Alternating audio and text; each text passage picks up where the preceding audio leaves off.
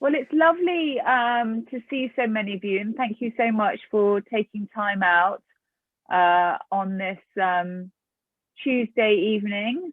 So as I said, I hope you've got a little refreshment, and maybe a notebook and pen might help, just to scribble some things down, or you might have some questions that you might want to ask as we go along.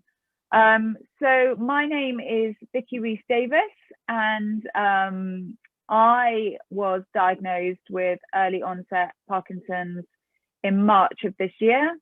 I've just turned 47, and I like the term young onset. So that's a yay in my book.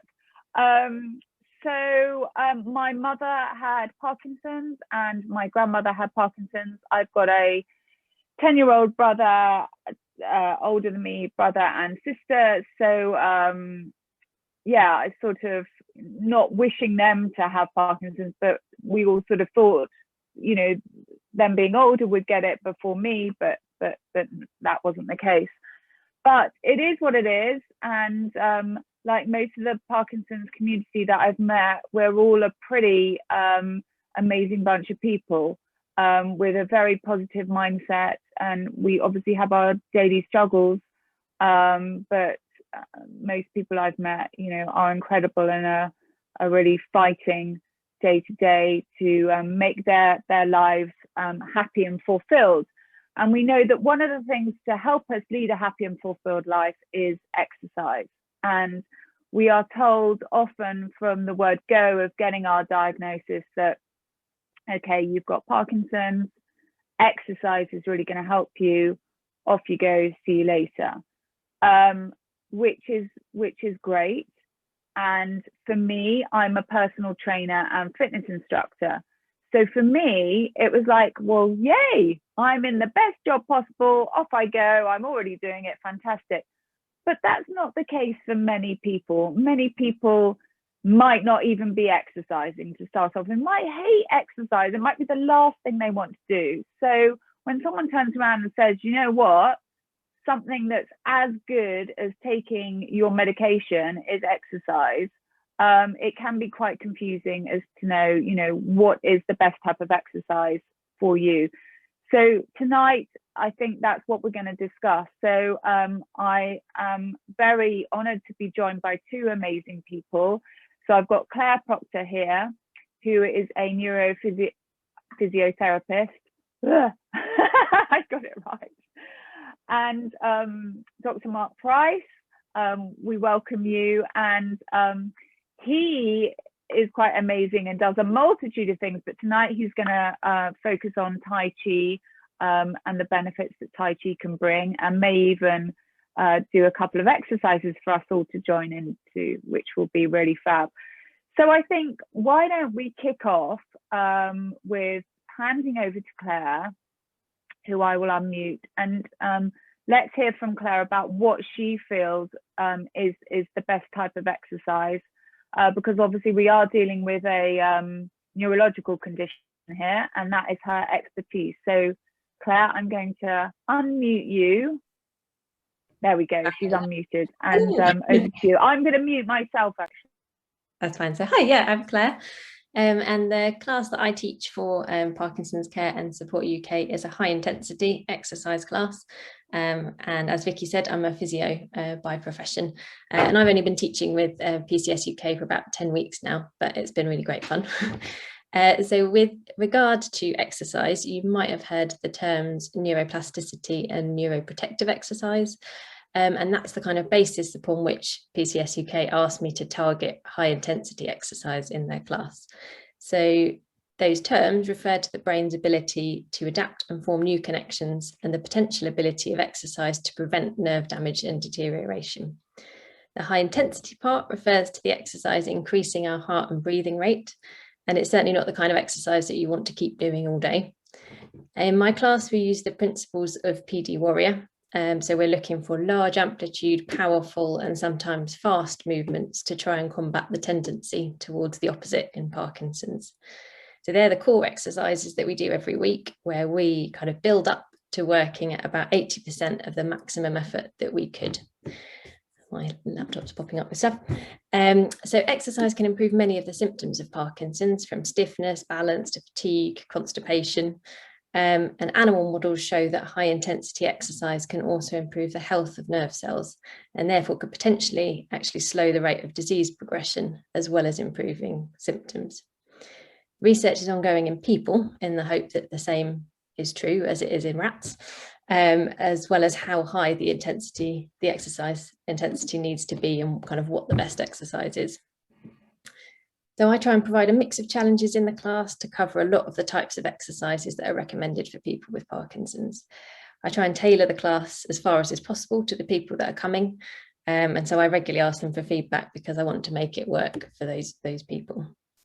The class is most suited to people who have no or mild difficulties with their balance, are functionally independent, and those who have a reasonably high level of existing fitness, so they're already exercising multiple times a week. But that said, I do welcome anyone, and I can offer modifications and seated options as needed. Those with more balance difficulties are encouraged to ensure they're surrounded by sturdy surfaces to hold as needed. So either side of our section of powerful movements, we've got a warm up and cool down, and then we have a very long list. We have a selection of strength, balance, aerobic, coordination, dual task, functional exercises. And I also encourage the use of voice and facial expressions. There are lots of good resources online that list how much of each type of those exercises you should be aiming for in Parkinson's. And lots of exercises can address multiple areas. And that's what we try and do in the class as well. So everyone experiences Parkinson's differently, but there are some key symptoms or difficulties that your exercises should address. So each type of exercise in my class challenges at least one of these areas, because challenging something in a safe way is how we try and improve it. For example, to improve or maintain your balance, it needs to be done in a safe way. So you get yourself somewhere safe where you're surrounded by chairs or sturdy surfaces that you could hold if needed. And then we do some balance exercises that are meant to make you feel unsteady and kind of reach your limit of what you can manage safely. So you can feel your legs having to work and your ankles having to make adjustments to keep your balance. And that's how you try and improve things. And sometimes that doesn't need to be as Parkinson's specific class, because as we're going to hear about Tai Chi, yoga, Pilates, the dance class, anything that you might have been doing anyway, can also be just as beneficial for your balance if it's giving you that challenge. We use our body weight for strengthening exercises, such as variations on squats, lunges, chair press-ups and tricep dips. We do lots of spinal rotation stretches, as well as exercises which strengthen the extensor muscles. Those are the ones that straighten your joints, and that helps with your posture, balance, function and how you walk. Sometimes one symptom can cause a knock-on effect in terms of how you move. So it's often best to take a proactive approach and do these kind of exercises, even if you don't think you have a problem, rather than waiting and then thinking, oh, actually, now I need to address this issue. It's important to aim to keep progressing and adding difficulty to your exercises, which we can do through increasing the difficulty of the actual exercise, or removing an input, such as not using your vision on a standing balance exercise, or even adding what I was saying before about a dual task, where you're adding either an extra physical thing that you need to do, so doing something different with your legs and your arms, or doing something with your body, and then having to do something else with your mind as well, like counting or listing things or whatever. We've got different examples of them that we use. As every person is different, the exact advice will vary depending on how long you've had Parkinson's, your age, any other health conditions, and your specific symptoms. But what is certain is that exercise is an excellent tool for everybody to use. It's really important that whatever exercise you do, you enjoy it, to give you that reward to keep going and doing it again and again. And for some people, the group element can really help with that motivation to keep attending. Remember, at the end of the day, it's better to do something, anything, rather than nothing. And so, although we've got these fancy charts of what you should be aiming for, anything you can do is going to be something. It's going to be good for you. The hope is that everyone leaves my class having been challenged in different areas, and that they kind of feel guided towards the type of exercises that they will benefit the most from and enjoy. And obviously, anyone from here is very welcome to join my class, and I'm also happy to try and answer any questions that you might have about exercise and Parkinson's. Thank you, Claire. That was great. So just When are your classes? So Saturday mornings on Zoom, 10:30 till 11:30. And they're pre-class. They are, yeah, through the So PTSD website, yeah. Parkinson's Care Support UK. And just the one thing I'm fascinated by is that you mentioned the getting that aerobic, getting that heart rate up. That's what you believe really helps. So what is it about that because should we, as well as your class, does that mean anything? Does that mean running, going on a bike, swimming, anything and everything? All of the above, yeah. Anything that gets your heart rate and your breathing rate up is good for the aerobic part of the exercise. So I've got some things that I can always send over to you later. There's a kind of nice wheel that's got the different types of exercise and how often and how much to try and aim for.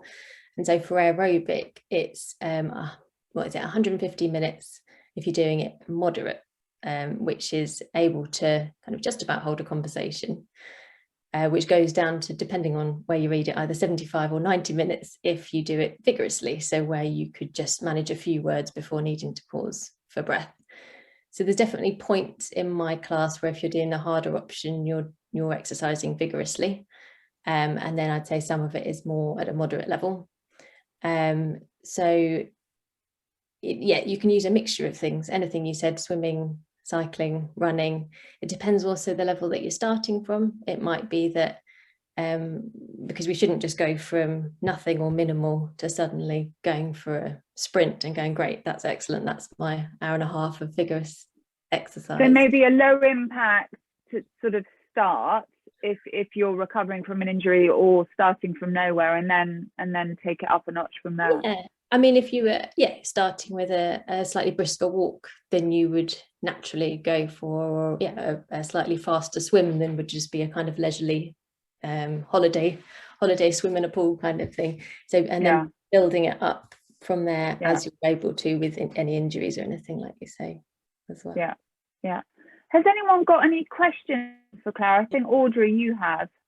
Yeah, hi there. Thank you very much for that, Clare. And I was just wondering how you address muscle imbalances, because even though I do HI, HIIT, my right side's stiffer than my left, so I'm a bit prone to muscle strain or pulling a muscle. And I'm not on meds, so I don't really want to go to L-DOPA. Mm-hmm. So I'm trying to manage it through supplements, exercise, etc. So what would you suggest? So you're finding that it's the kind of the rigidity, the stiffness. Because I'm a Pilates and dance teacher, and that's how I first knew I had Parkinson's, because when I was dancing, my right side was slower than my left, and that's increased a little bit. So now I kind of, it just is easy to pull muscles on that less active side. Yeah, absolutely. So obviously, as you'd know as an instructor, making sure that you do an adequate warm up and cool down either side of whatever else you're doing.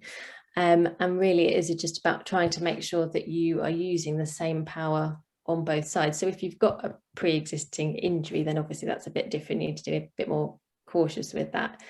But either using a mirror or having someone else to give you a bit of feedback to make sure that everything you are doing with your high intensity, you are really trying to go for it with both sides equally, and perhaps to actually bring the better side back a little bit if you're finding that you're not quite mirroring exactly, so that you can mirror, rather than going, oh yeah, I'll do an excellent punch with this side and then this side's just going to do about 70%.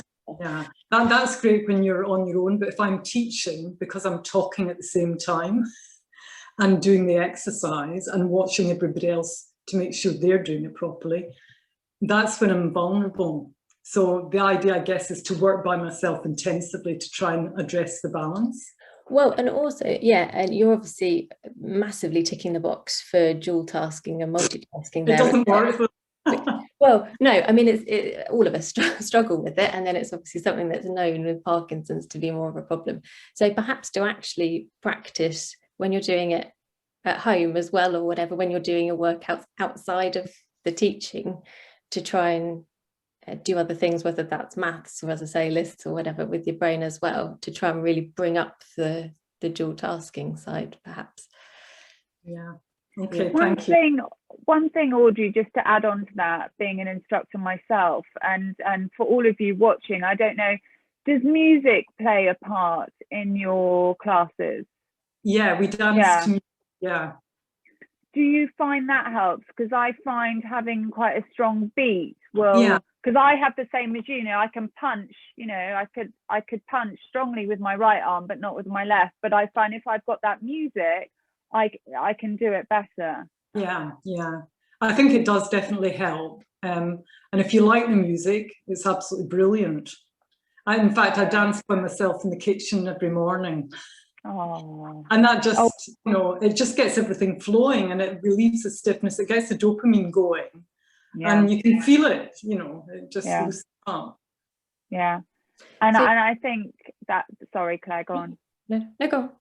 I think that's the thing, isn't it? It's just, you know, we can touch on this later because, and go into more discussion, but it's doing stuff you love, you know, what gets you going and inspired is the key. And in answer to Rosa's question, any type of music that you really like.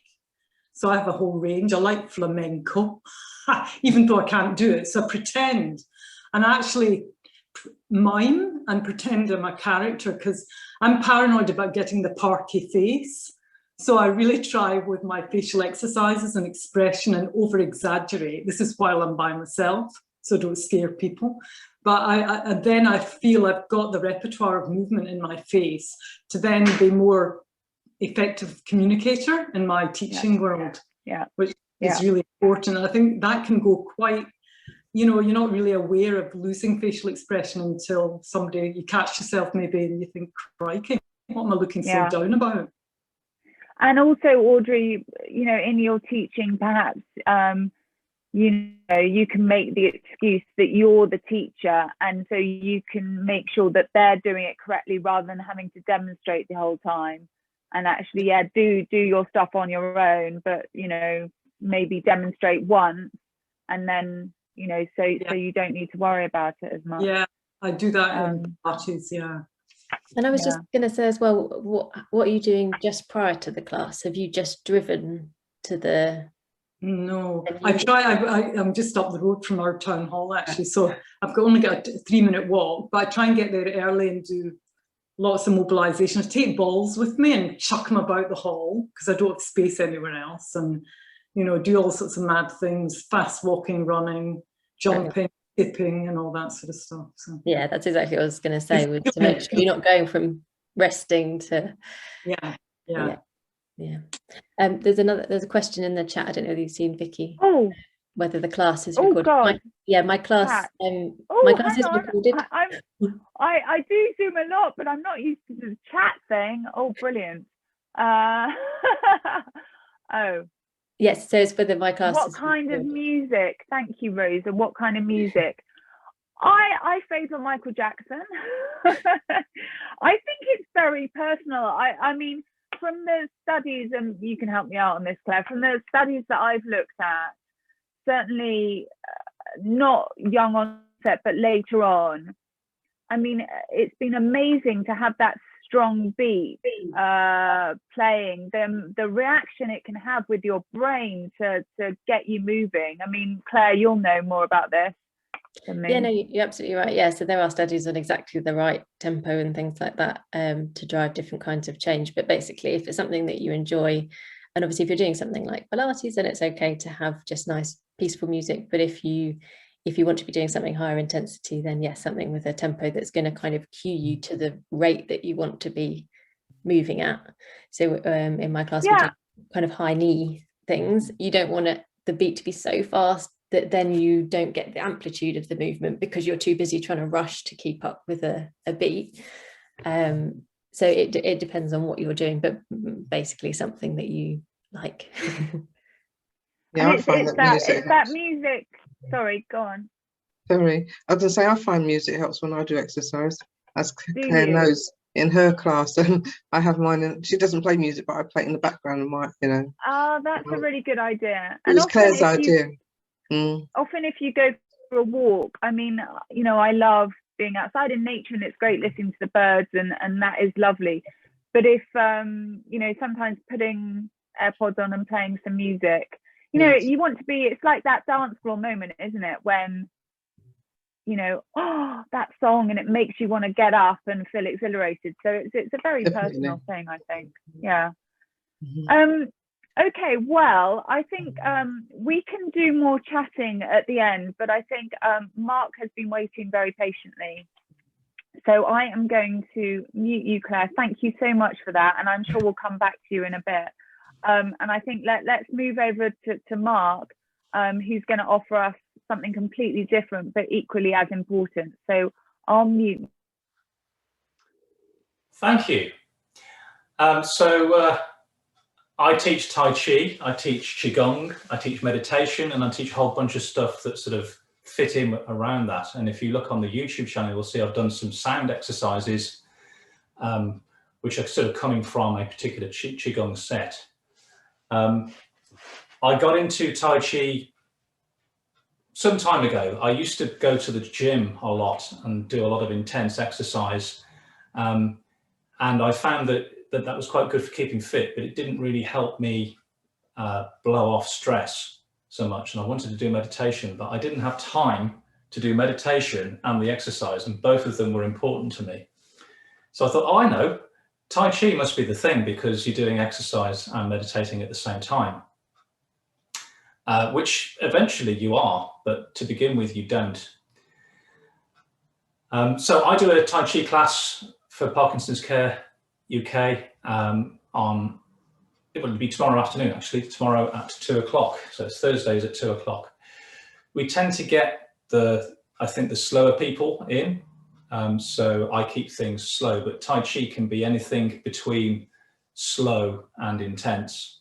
But most people, I think most people, there's a bit of a cliche, I suppose. Most people expect you to be floating around a room really slowly and doing nice flowing movements, which you can be doing. But that floating around the room is not necessarily Tai Chi. Tai Chi is a whole bunch of different things, but they all start really from I'm going to point to my belly and you can't see it, thankfully. They all start from the belly. So it's all about moving from the belly. It's sort of like, or at least internally, it feels like your movement is originating there.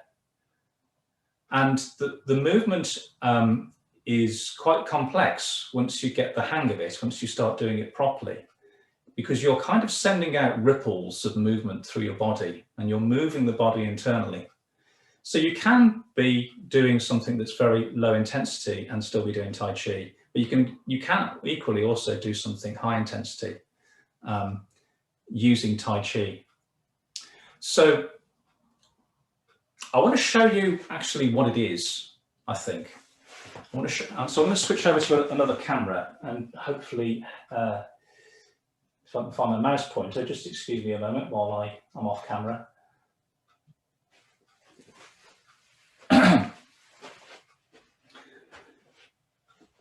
Okay, so you can see I'm still here, but I might clip my face off, but let's just think about the arm. You can have a go at this sitting down if you want to. I'm going to move in quite close actually with my arm. So basically it's about stretching primarily. Yeah, so I might get you to vigorously stretch everything in your arm, let's say starting from your elbow right the way down through to the fingertips. But then also I might get you to relax and then stretch and then relax and then stretch and then relax. Okay, so you can do this. I'm an engineer, so I would say you can do this square wave. You can be intensely stretching and then completely relaxed and switching between the two. But a better way is to actually smoothly go between them. And also you can make it so that your fingers are individually stretching at different times, so that you kind of got this rippling movement that's coming from the elbow through the wrist down through the fingers. And sometimes we call it caterpillars because your fingers end up behaving like caterpillar legs. Come on, guys, you've got to join in with this one. Some of them are, I can see, some of them are.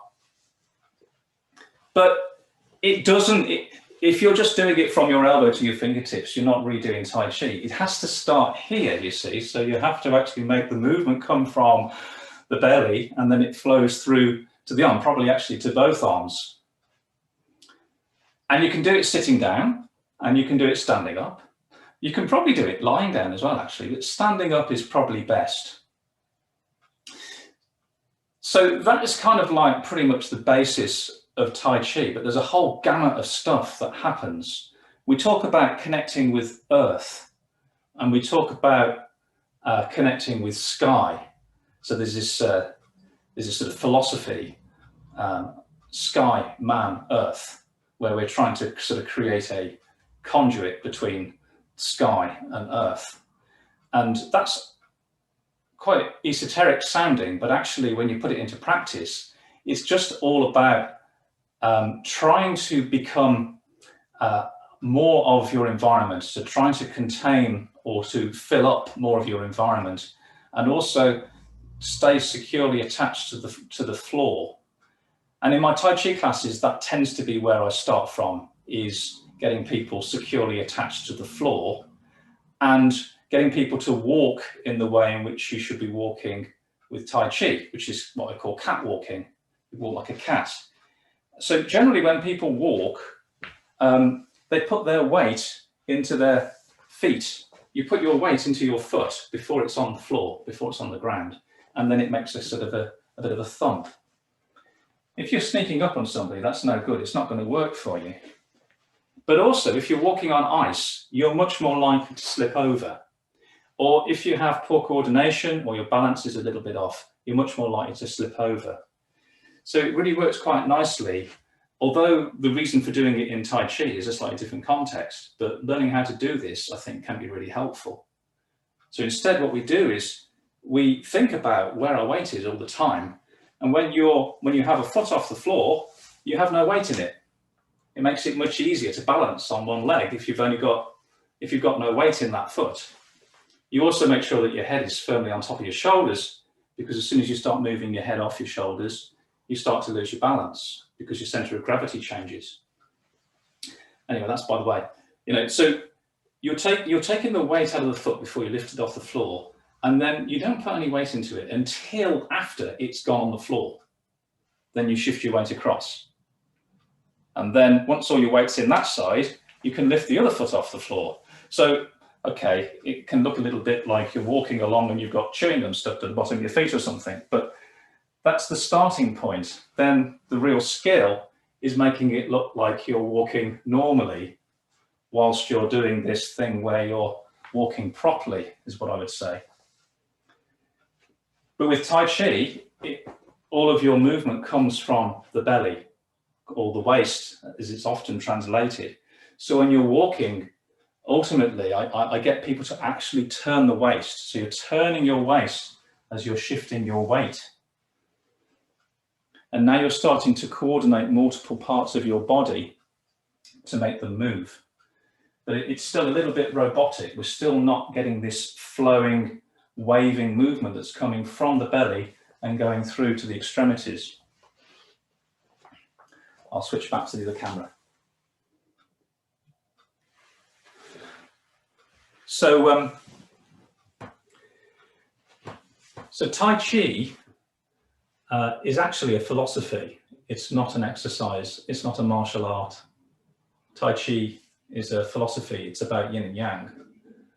And Tai Chi Chuan is what I teach. It's a martial art, amongst other things. And the Tai Chi philosophy, therefore, the reason why they called it, originally it was just wushu, it was just fighting. In China, they had many, many different systems of fighting up until about the 20th century. And they used it as a means for law enforcement. And a bunch of different forms of wushu became what is now known as Tai Chi Chuan, Tai Chi. And the reason why they called it that is because they used the Tai Chi philosophy to explain how to do it. So that's how people understand how to do it. So we have this idea of yin and yang, and it works really nicely because one part of your body is yin, whilst another part of the body is yang. The problem for us is that most people don't really understand what yin and yang are. And so usually I kind of start off explaining how you do this in English, and then I start dropping in a little bit of yin and yang so that people can begin to understand the philosophy and particularly the context of the exercise. So I'm a little bit more, I think, holistic than Claire, because I haven't really looked at, okay, well, this exercise at this intensity is good for this, and so on and so forth. I've really just gone, okay, let's see what we can work with the people that are coming in. And I find that balance is probably the first place. But you can get, actually, I'm going to go back onto the other camera. Please don't do this because you haven't warmed up. But you can get really intense with it. We have this one exercise, which is called digging deep. It happens right at the end of the Tai Chi form, where you're basically doing squats. I remember going to a course with my Tai Chi master, and a friend of mine said, oh, I'm really looking forward to a nice relaxing week. And we spent a whole morning doing this. But also you can actually be doing what is apparently nothing from the outside, but because your beginning point is your belly, the basis of all the movement you're doing is actually breath.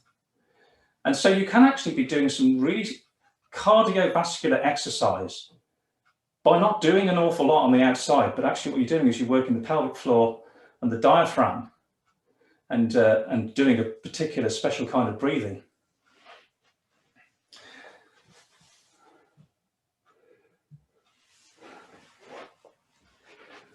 That's great, Mark. Thank you so much. That's really interesting, and particularly I think on the balance side of things, you know, and on the mental side of things. I'm sure when you're doing Tai Chi, and I'll have to come along to one of your classes, you know, I think it's that time where you just forget everything else and you're so focused on what you're doing, and balance will be a real struggle for lots of people.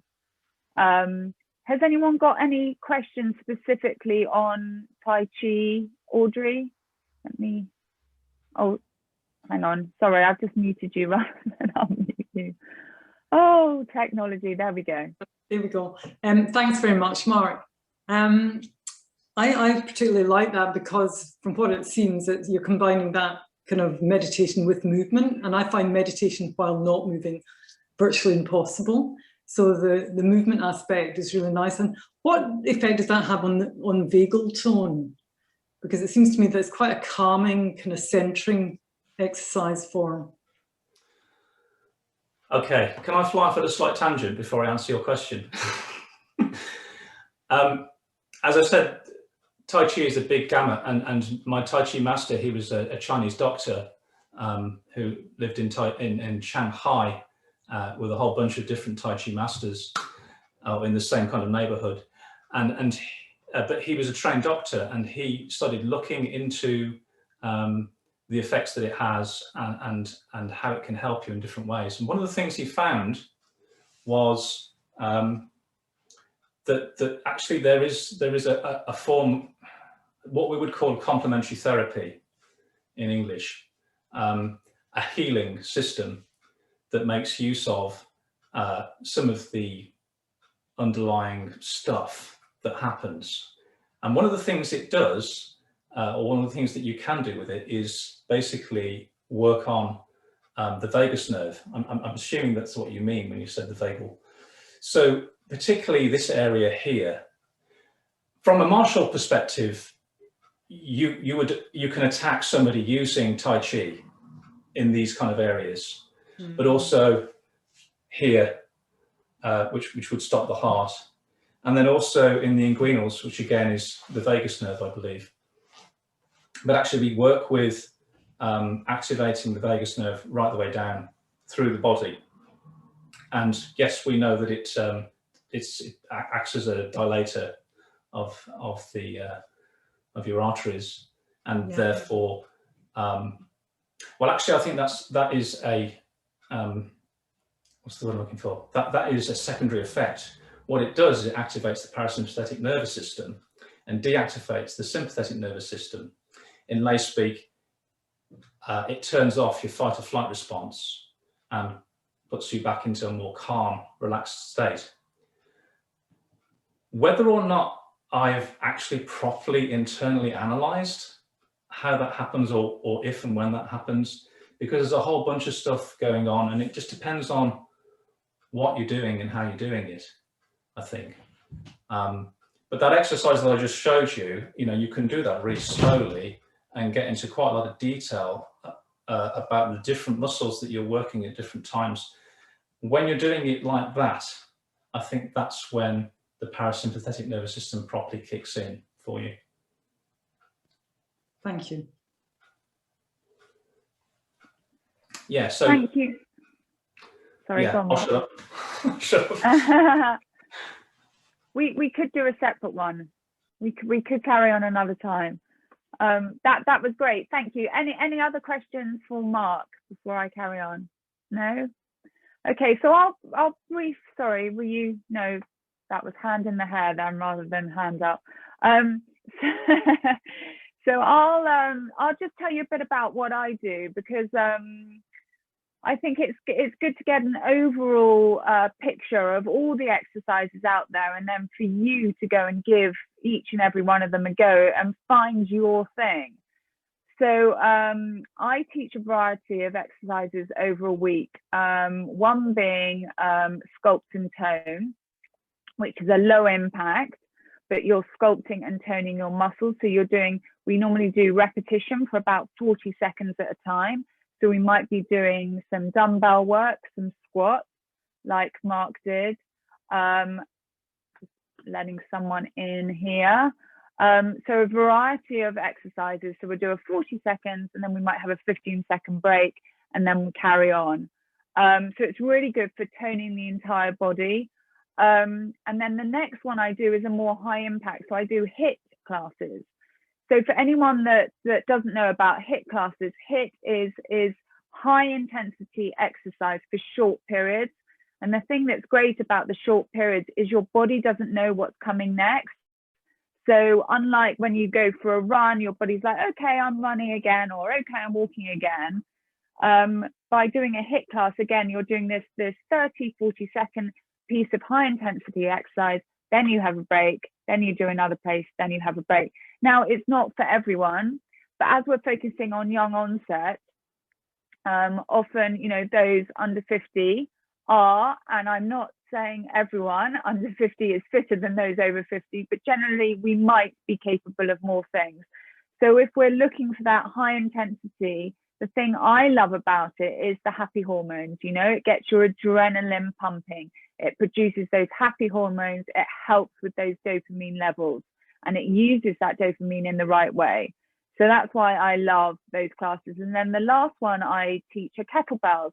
So we're moving into strength and conditioning now. We're moving into actually protecting your bones, preventing osteoporosis, being nice and strong, and actually using some weights in fitness. And again, you'll soon get that endorphin rush from weights. We're not talking Russian shock putters here, which I think a lot of people can think when they think of kettlebells.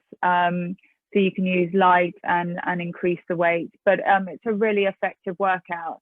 And we can look, I'm sure Parkinson's Care and Support UK, if there are some other times or some other exercises that you would like to see us provide, or specifically for the younger age, because often it can be off-putting. I do get it. Often some of the exercise classes out there, and there are some amazing ones, but some of them, you're entering a room with possibly an older community, and as lovely as they are, you might not like that. That might not get you fired up. So you might like to be with a younger crowd. So that's something to think about.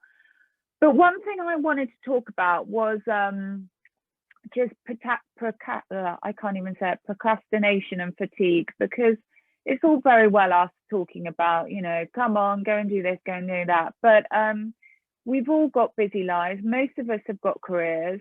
We've got to do the supermarket shop. We've got to look after the kids. We've got to pay the mortgage. And actually, how do you fit this exercise that's meant to be brilliant for Parkinson's into your daily life? So I thought maybe we can open this up for discussion, touch on a couple of things, you know, that can help. And I think the first thing is, guys, it's not up for discussion, okay? You have got to exercise. You've got to find a way to make it part of your weekly regime. And that might be a family thing, sitting down with your family to say, look, I have to be out and about on a Monday, Wednesday and Saturday because, you know, this is going to really help my Parkinson's. Now, I was on the phone yesterday to an amazing Paralympian who's actually involved heavily with Parkinson's Care and Support UK. And he competed in the last 2 Paralympics as captain for the football team with Parkinson's. He has now, and I'm not suggesting that anyone does this because we've got to remember there are 60 different types at the moment of varying types of Parkinson's, so everyone is unique. But for him, he's obviously at a high level of exercise. He's now 50. He's stopped medicating, and exercise is the only medication he does. So that is extreme. And I'm going to reiterate, I am not a doctor, but it's just, I find it fascinating that for him, exercise is so improved his life and his Parkinson's that he's taken it to that level. So I really do think that you know, there are going to be days where we just don't feel like doing it, and that's okay. Don't beat yourself up, have that off day. But if it is maybe, or you've got a migraine or it's something like that, just try and give it a go, because you might actually find that it makes you feel better. I mean, I work with a Parkinson's client and I work with someone with MS who suffers from bad migraines. But when she gets to the end of the class, the migraine's gone. So it's just try and push yourself to do something. So the other thing was incorporating, I think we've talked about different forms of exercising. So I think boredom can often set in. You know, you say, right, I'm going to do the couch to 5K, or I'm going to start walking, or I'm going to do this. And you do it for a bit, and then it's like, well, you know, it all gets a bit boring. So try variety, you know, maybe do cardio, maybe do some Tai Chi, try some yoga. Pilates and yoga are fantastic for balance. So, you know, do your swimming if you love swimming. So just try and, I know I'm probably preaching to the converted, so I do apologize, but try different things. Another thing might be, and this is for those that can afford it, so apologies, but it's just an idea. A personal trainer might be an idea. You don't have to do it for a consistent length of time. It might just be a one-off, but they might be able to put a plan together specifically for your needs. So to just help you and say, look, you know, let's look at your Parkinson's individual needs, and here's a training plan specifically for you. And most personal trainers would be able to look into specifically Parkinson's if they're qualified and really good. So that's something. A weekly timetable I mentioned before. So, you know, you've got your work, you've got your going out, you've got your this, your that. Well, make sure your exercise is in your weekly schedule. And what about some incentives? So, you know, maybe buy yourself that new piece of exercise clothing, a new pair of trainers or something, just to, you know, get started and incentivize you to get going. But what I think would be really helpful actually is to open it up slightly, because I know that many of you here are already exercising and doing some great things. And Rose, if you don't mind, I wanted to ask you, just getting someone back in, because Rose, I'm just going to get you to unmute.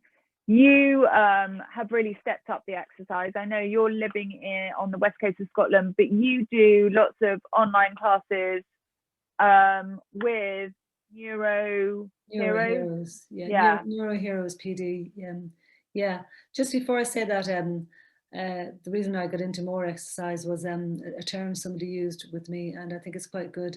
If you're doing exercise then you don't feel like you can do it anymore, just every day just do one more sit up, one more walk around the block, one more, you know, squat, and it just encourages you to get the results add up. So basically I do, and Audrey knows about Neuro Heroes PD. I think we were doing it together.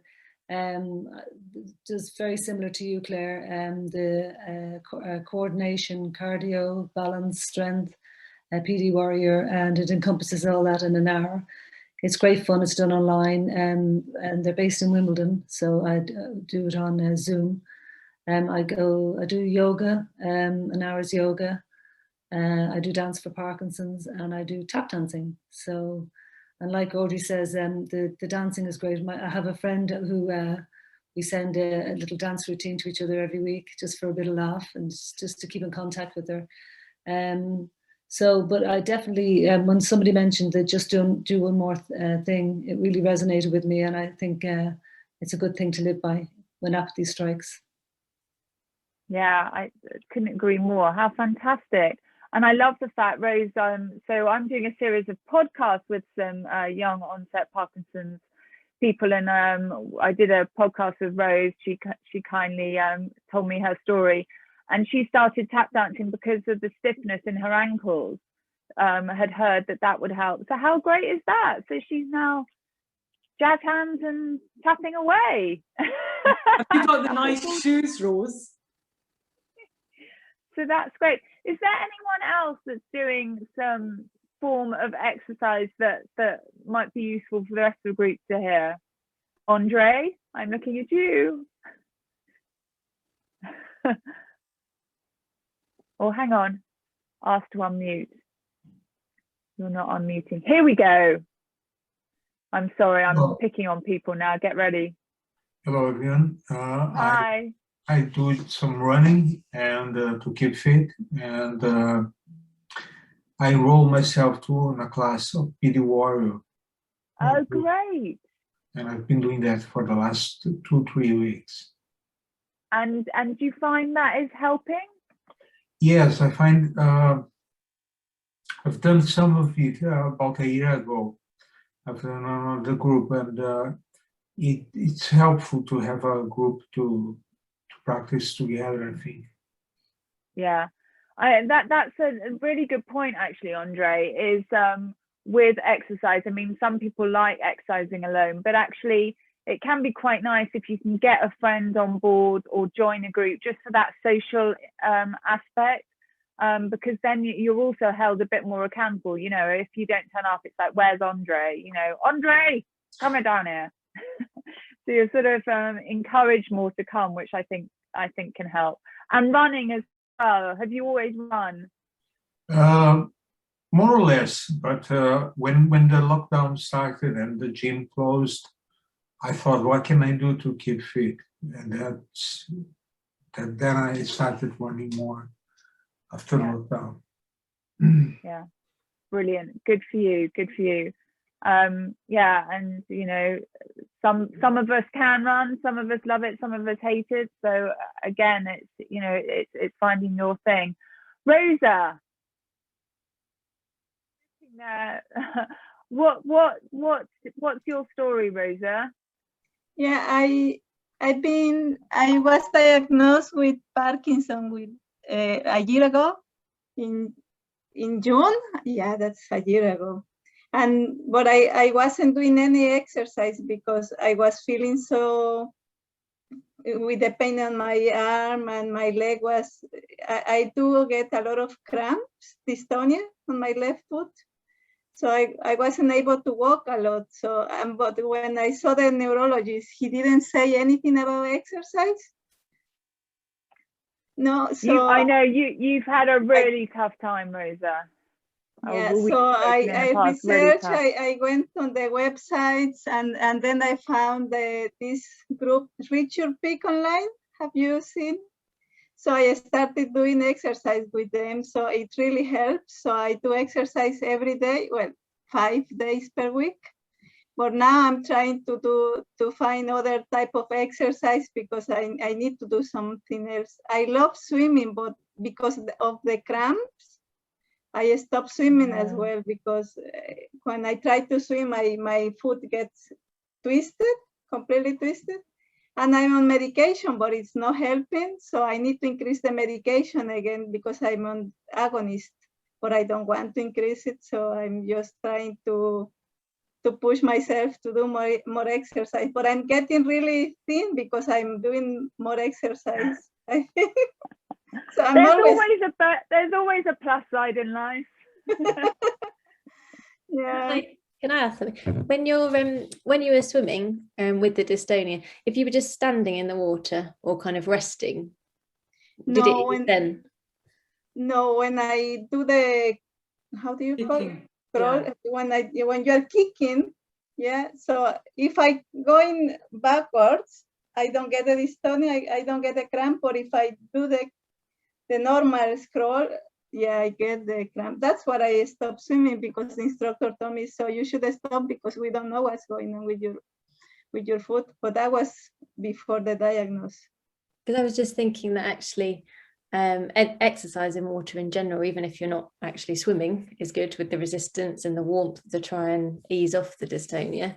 And if you really wanted an arm workout, if your shoulder improves, if you had a float under your tummy or under your legs at some point, or you were pinching the butterfly, I'm not a swimmer, but the butterfly type floats, if you have one of them between your thighs perhaps, so your legs float and then you're just using your upper body, then it might just be a potential modification. Yeah, I will try. Yeah. Thank you. Go on, Audrey, sorry. I just found that table tennis helped my stiff arm, and that sea swimming in really cold waters really gave me an endorphin rush and eased out the cramping in my feet. Now, don't ask me why, because I used to get that when I swam. I'd have to stop halfway doing my lengths and contort my legs to try and get rid of the cramp. But the North Sea is wonderful, and it's free. Yeah, that's really good. Actually, there's a huge benefit to cold water swimming, and actually, Mark, I don't know if you know anything about it, because a chap I know locally here who does qigong, actually, he does open water swimming as well. But I just can't do it. It's so good. I'm really skinny. I'm skinny, and I thought I hate the cold. But then after a couple of times, you really adapt and you actually crave it. It sounds weird, but you do crave it. But got to safety is an issue, so I started with 2 weeks of cold showers, which sounds really masochistic, but it's really good. And again, I had energy after it. I could keep going all morning after the cold water exposure. Wow. So looking into the science behind it, it's really cold shock proteins. It's really interesting. There's a lot we can, sorry. How long do you have the cold shower for, if any of us want to try that? I started at half a minute and I'm now at 5 minutes. Oh, okay. So, but really, you adapt quite quickly. The body just goes, oh yeah, this is what you do. You shunt down the surface blood vessels. And because I have low blood pressure, it really helped my blood pressure as well, because all the blood was going to the center. So that really helped. Yeah, that is really interesting. Oh, fantastic. Is there anyone else that wants to share some amazing exercise, or just any exercise, or how you incorporate it into your lives? Or Mariana? No, hang on a second. Yeah, there we go. Yeah, so is that your name? I'm so sorry. Did I pronounce that's my name. I did. My name. Okay, good. Yeah, Mariana. Yeah, I just wanted to say I'm 57 now. I was diagnosed over 6 years ago.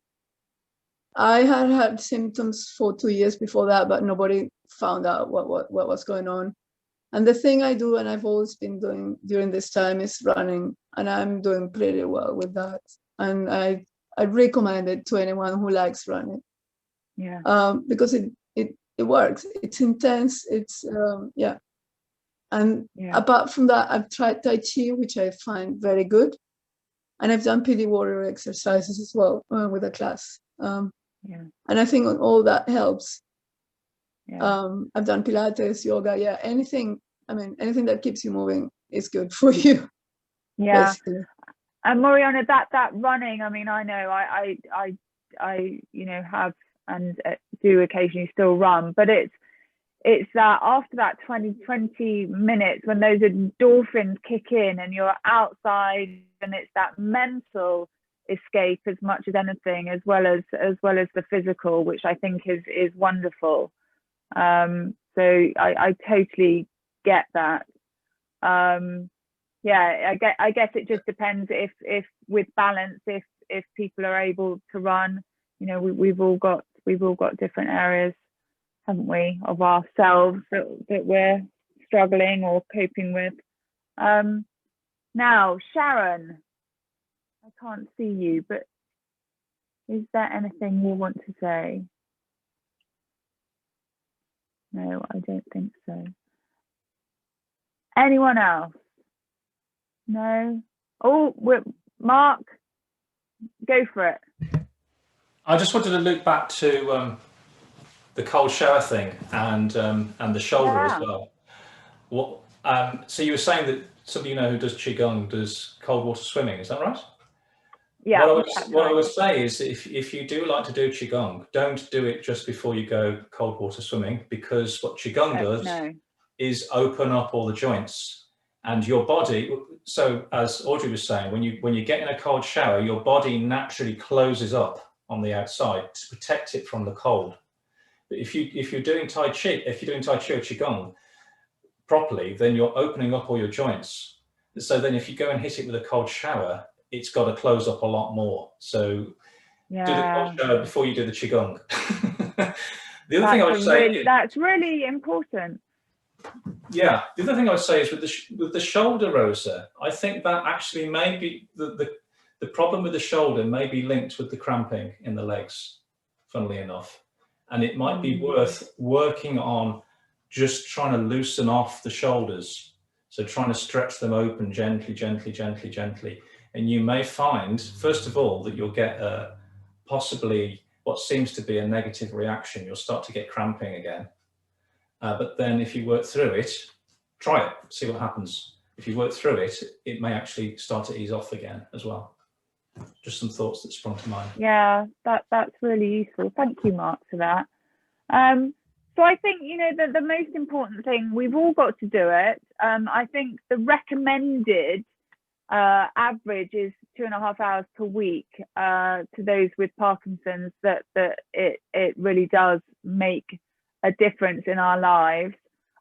Don't beat yourselves up. Do what's good for you. Find something that you enjoy, okay?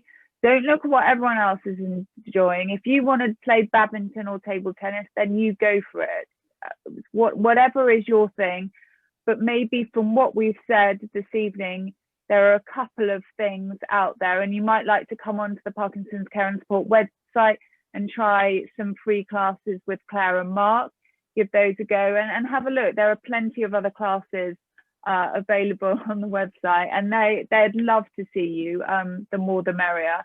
And also, if you've got any questions, what I can do is I've got your email addresses. So if you're happy, I can just, you know, send you just so you've got my email address for future. And if you want to get in touch or ask any questions, or if you do want any classes specifically for YOPD, that'd be really useful to know that, because that's something we can definitely look at, and we can do a little variety of classes if needs be. But thank you. I hope it was of some help. It was pretty general, and if you want more specific, tailored webinar, then we can do that. But this is the first in a series. It's my first one, and I hope to look at different things each month. So maybe our next one might be on nutrition. Mark's suggested alternative therapies. Was that right, Mark? I think you did. Yes, which I think is a great one. And, you know, for those coming out with Parkinson's, how to tell their friends and family. So there's so many things, but I think it's just nice for all of us to come together. Okay, I will love you and leave you. Has anyone got any anything they want to ask? Okay, go for it. Audrey, quick one. Sorry again. Just one thing that really improved my balance and my gait are 5 fingers. You know, the shoes with the 5 toes. They improved my right side gait hugely. I couldn't believe it. I mean, they look pretty weird, but I don't care. And I wear them all the time. So if I wear thick-soled shoes, I don't get the feedback, neural feedback on the sole of my feet. So barefoot or Vibram 5 fingers, really fabulous. Great. And you're also showing off by showing us how flexible you are with your leg there. I don't think any of us could do. Oh God, that's really useful. Thank you for that. Okay, everyone, lovely to see you. Go and slump in front of the TV. No exercise now. Go and watch something nice. Take care. Bye.